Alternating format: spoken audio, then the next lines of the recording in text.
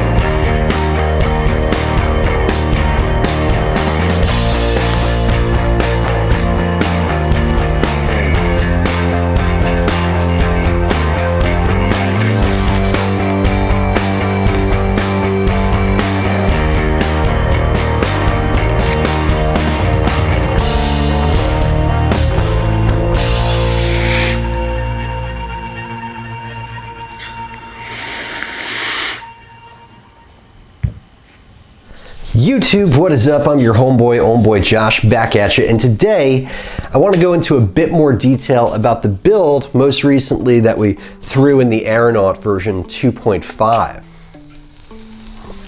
This build is a lot of fun to put together. It's another variation of the Slentre Braidiator. The first one we put together, we ended up with sort of a diamondback down the middle. Well, this one we basically get diamonds along the side. So it's kind of like a double diamond Slentre Vertebraid. I don't know what it's called.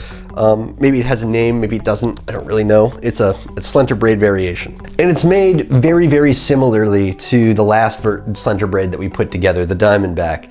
Starts out the same way, pulling off, 1, 2, 3, 4, 5 strands of, well, in this case we used 32 gauge just to get a sort of a beefier kind of braid, because I knew I was going to put it in the aeronaut. I knew I wanted it just to be a single coil vape, and I wanted it beefy. I wanted it big. So I went with a 32 gauge for the loops, and I stayed with a 26 gauge for the cores. So 5 strands of 32 gauge off of the spool, and just to straighten those out, I just sort of pull, clip, that's it. And the same thing with the 26. I start with the 26 about 2 times off the spool. Really, it's a bit more than I need, but it gives me a little bit more to work with.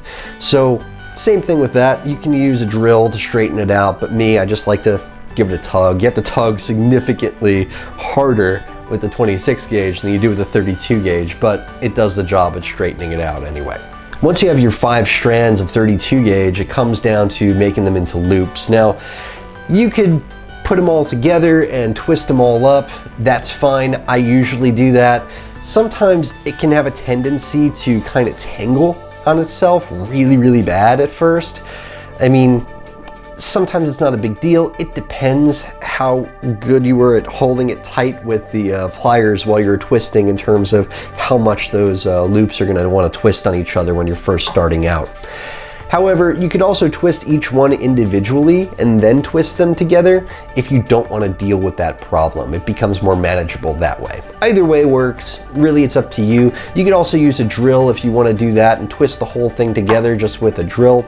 It really doesn't matter. The point is, you're going to take these 5 strands of wire, create loops out of them, and then marry them all together. That's all there is to it. Once you've got that, you're going to take the end of it where you've twisted them all together. What I like to do is I like to just sort of twist that around the ends of the cores that I've split into 2. So I've got 2 cores here. I've wrapped the ends of my looped wire around them and then just anchor it on into the vise. And me, I like to have my cores pointing up, vertical. It just makes everything more manageable when I'm creating my braid. And from there, it's just like making the Slentre braid for the most part. You've got 3 loops over here, you've got 2 loops over here, and this is your operator finger, your index. And basically you're working your finger through the loop on this finger, through the loop on this finger, latching onto the loop on this finger, and pulling it through. Now, I decided to make this braid a little bit less wonky on the ends.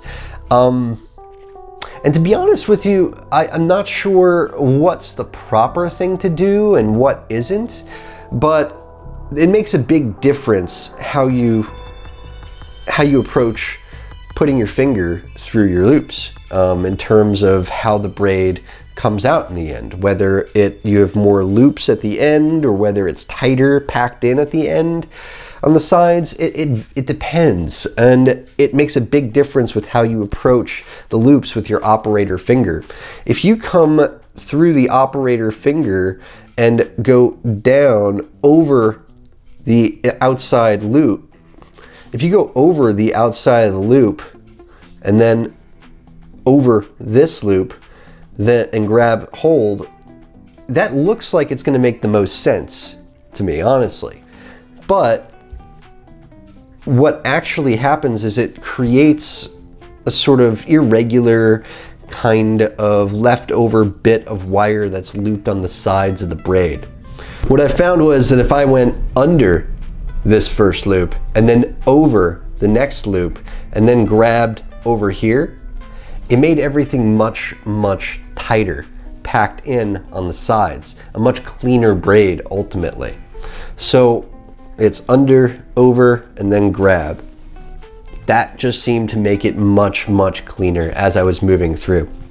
It just makes the sides of the braid just look much, much cleaner in the end, if you ask me, going that route instead of over, over, and grab, going under, over, and then grabbing. That just seems to come out much, much nicer in the end, at least with this particular braid. But yeah, so starting with your right hand, your operator finger is this index finger right here. You're going under, over, grabbing the wire over here and pulling it through. And then I always end up using my thumb. My thumb always comes into play, and I sort of latch onto the loop here and then looping in onto the outside loop this time. Whereas before, with the Diamondback Vertebraid, making one braid down the middle, we were always going to the inside core wire. Now, with the double diamond Slentre Braid, we're going to the outside of the two cores. And then once that loop is situated on that outside wire, pulling everything tight. And then moving the two loops that were on these two fingers down 2 fingers, so they're on these two. And this finger becomes the operator. And we do the same thing on this hand. We got 3 wires over on this hand over here, the right, and we're going under, over, and grabbing the wire over here and pulling it through. That's it. Under, over, grabbing the wire on this finger, and pulling it on through. Just like that. Pulling it tight.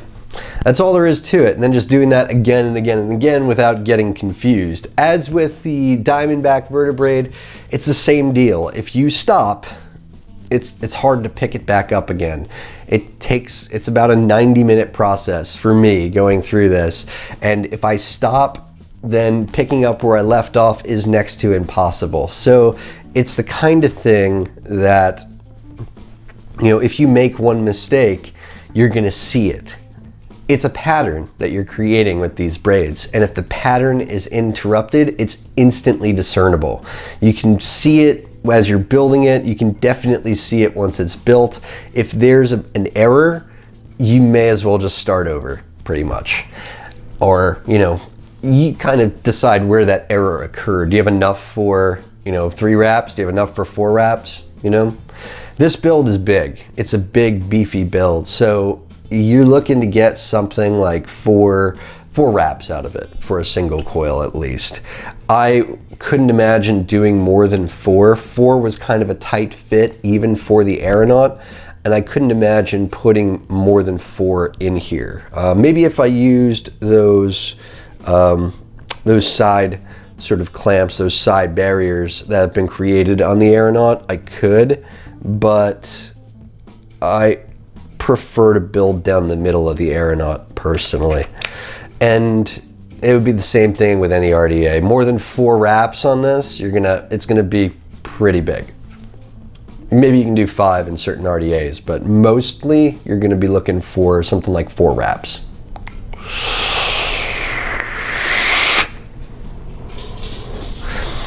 When all's said and done, basically you have 2 Diamondbacks around the sides of the wire, which almost act like twisted coils. I mean, they're twisted wires essentially. So, you know, if you've ever been building before, you know twisted wires, they have a lot of flavor to begin with. And then you've also got this bit of sort of cross hatching, this sort of Z that's occurring down the middle of the build, and it's just working to create this net where juice is going to collect, and you know, it just makes for a very, very flavorful vape as that juice that's caught within the sort of loops and crosses and crisses and zigzags and twists that occur in this braid. It's going to make for a very, very flavorful experience. I don't know which I like better, this braid or the Diamondback braid.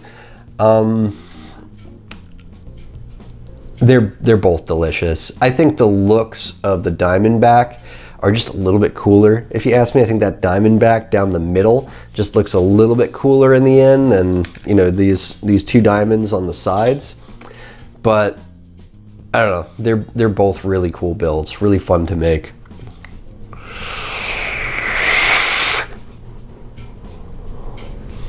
Very flavorful, good ramp up, and especially if you're using something like 32, the larger gauge wires, it's going to mean a bit more surface area, but it's also going to mean a slightly longer ramp up than you would experience with a 36 gauge. It's very, very flavorful though. Those pockets are deeper. You know, it's deeper pockets where the juice can collect. Not more pockets, but deeper pockets. The 36 gauge, you're going to get more pockets, and you know, the smaller gauges that you go, you know, you're going to get more and more pockets for juice. But the 32 provides some nice deep pockets for juice to collect. Really, really deep sort of cavernous craters that juice can just sit in and pool. And then when that juice is vaporized, it's just awesome.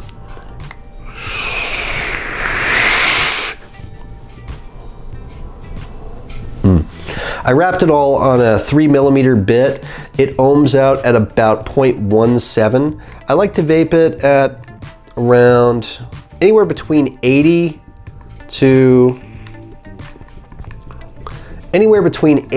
100 watts is where I like to vape this build. That was 85 that we were working with before. This is 100.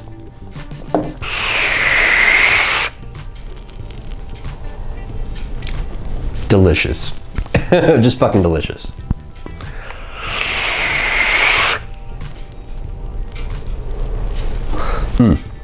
And yeah, for the single coil exotic, you just can't do much better than the Aeronaut.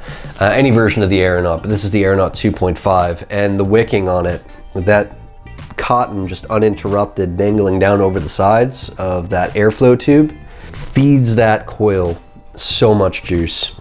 It's very, very difficult to get a dry hit out of it. It's been a very enjoyable experience with this build.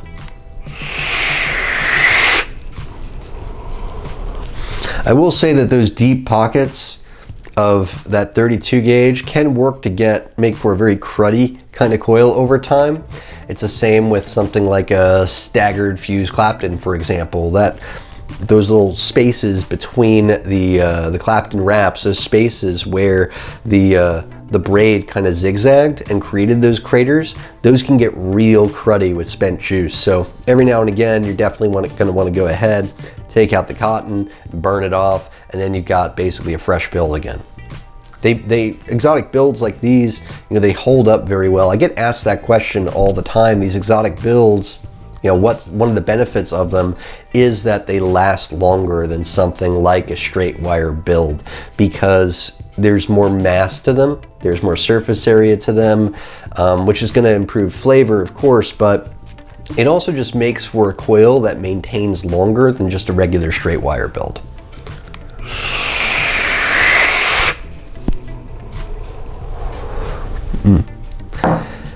Anyway, that is the double diamond, I guess, Slentre Vertebraid. I don't know if it has another name. Definitely props would be owed to Tommy Nakwa of Instagram, who is the mastermind behind building with braids and braided builds and coils. Great influence to the vape community, and great influence to builders as a whole.